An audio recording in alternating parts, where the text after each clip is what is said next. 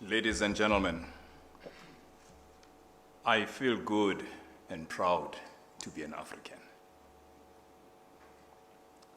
Your Eminence Cardinal Turkson, our most respected Professor Ayensu,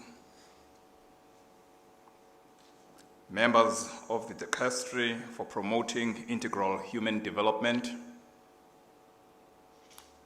representatives of other faith communities, participants from the investment community, my fellow leaders from the mining industry, my president of the Mineral Council South Africa and the vice president, those who come in this event to listen, support, and share from around the world, those that have collaborated in the work that we are about to share, including my team from Exxaro and the team from Sustainability Truthing. Good morning, all protocols observed. Your Eminence, I am humbled to be in the presence of such an august group of eminent people. I used the words of former President Mbeki's poem, I Am an African, with the hope that it would transport us back to the meeting you hosted with Professor Ayensu, Prishani, and myself in May 2019. During that meeting, you lit a fire in my humble African heart, where through your unique way of holding purpose and conviction, you helped me to see the Holy Father's call for an urgent action for care, for common home, through the lens of the just transition. Your Eminence, you helped me understand the just transition in its simplest and most poignant terms. Action that responds to the cry of the poor and the cry of the earth. In that meeting, I committed to embark on a journey in search of and hopefully the creation of a model which we believe can contribute to the just transition in mining. An African model that is built in the context and nuance of the realities of the people living in areas impacted by the transition towards a low-carbon future. South Africa ranks amongst the most unequal societies with the highest level of poverty, inequality, and high unemployment. Despite the many efforts undertaken by government since the 1990s to improve the well-being of the marginalized in our society, the plight of the vast majority of our population remains dire.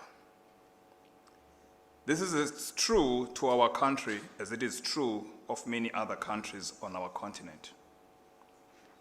South Africa is also one of the most carbon-intensive economies, which threatens the level of resistance, notably to climate change impacts to many parts of our economy and society. This has the potential of creating a major disruption to life as we know it today. Already, we are beginning to see and experience the effects of these disruptions. As Makhetla said, reflecting a deeply unequal political, social, and economic system, people, communities, companies, and countries have different abilities to respond and adapt to the disruption. Large corporations, their shareholders, and to a less extent, highly skilled workers and high-income communities have a much greater ability to withstand shocks and respond to them than vulnerable stakeholders, such as unskilled and low-skilled workers, small businesses, and low-income communities. We have left people behind in every economic transition that has taken place in our country. To address the skewed situation and broader socio-economic challenges, a new imaginative approach to the current status quo is required. As we wrestle to address these socio-economic challenges while finding solutions to climate change impacts, there is a growing call for a just transition to an inclusive green economy. This just transition agenda should aim to ensure that vulnerable stakeholders are better off through the transition process, or at least not negatively impacted by it. I believe that the just transition in South Africa may very well be the first economic transition where the majority of South Africa's poor will participate in legitimate economic emancipation. I humbly stand here as the Chief Executive of Exxaro Resources, a company itself in transition. I, however, want to make it clear that what we wish to share with you today is not about Exxaro. It is partially a story of a South African industry that rose and clearly demonstrated what mining for a common good entails as it responded to the adversities of COVID-19 pandemic that engulfed South Africa and the world. For all of us in our industry, however, the COVID-19 pandemic had to be the primary focus since the beginning of 2020. The Mineral Council realized during the course of January 2020 that COVID-19 was going to have a significant impact on the industry and South Africa at large, even if we did not realize at that early stage how all-encompassing the impact would eventually be.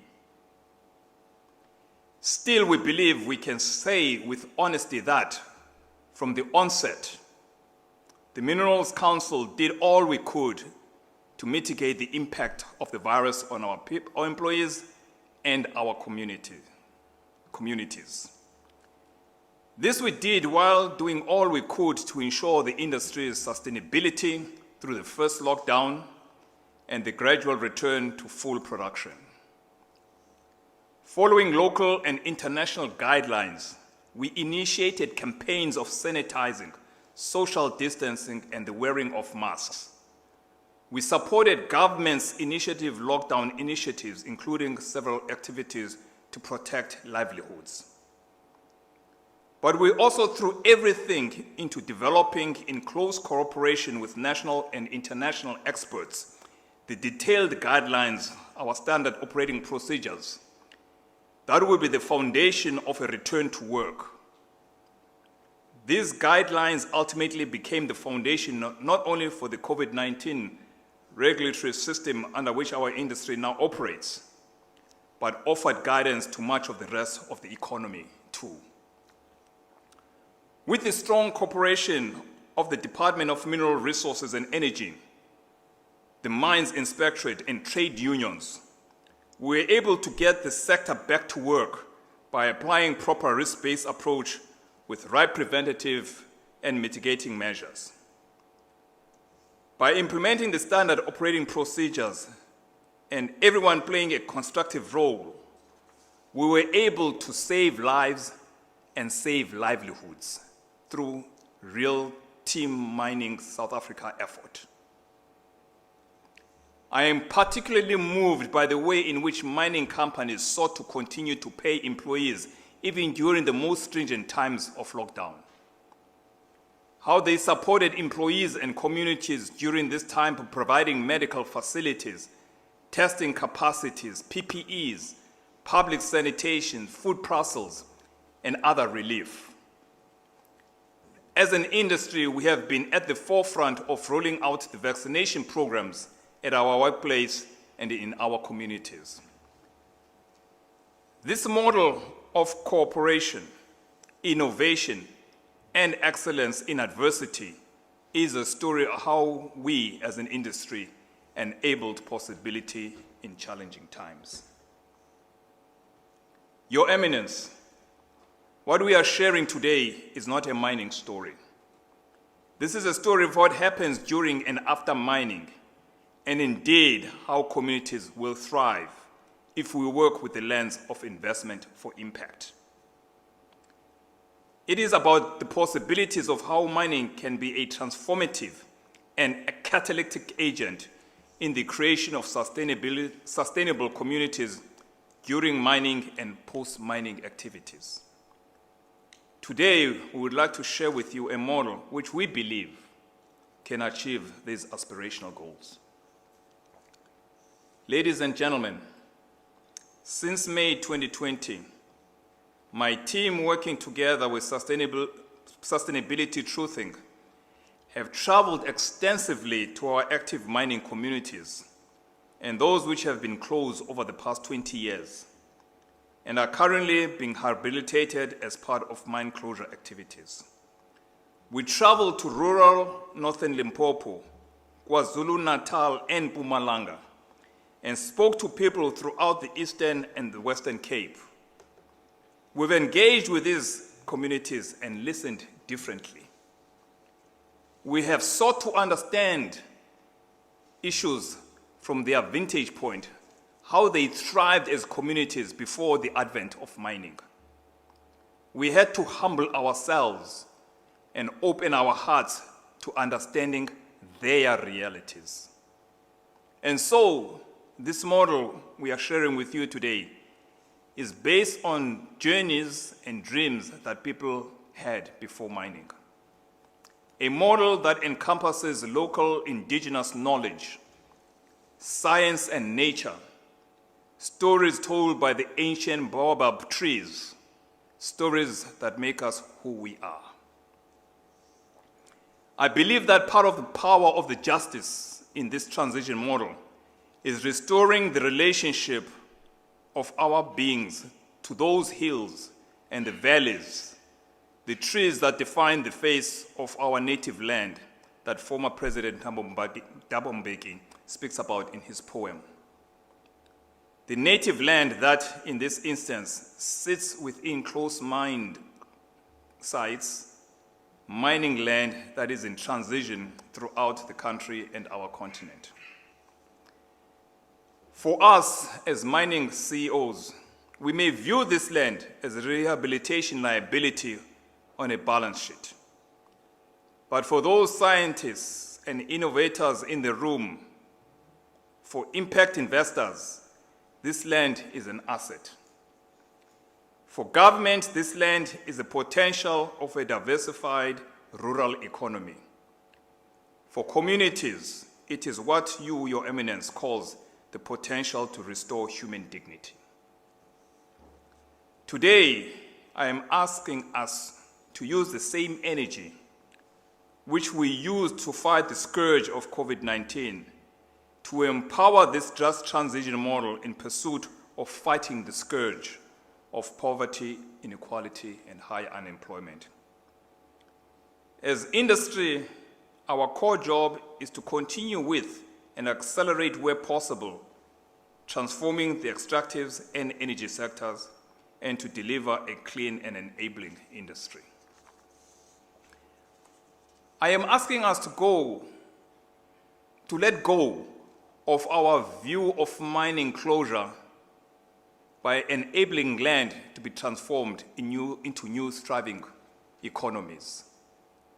As you listen to the story of the model, I ask you to imagine the possibility that could unfold in the areas where we have land in both active and closed operations.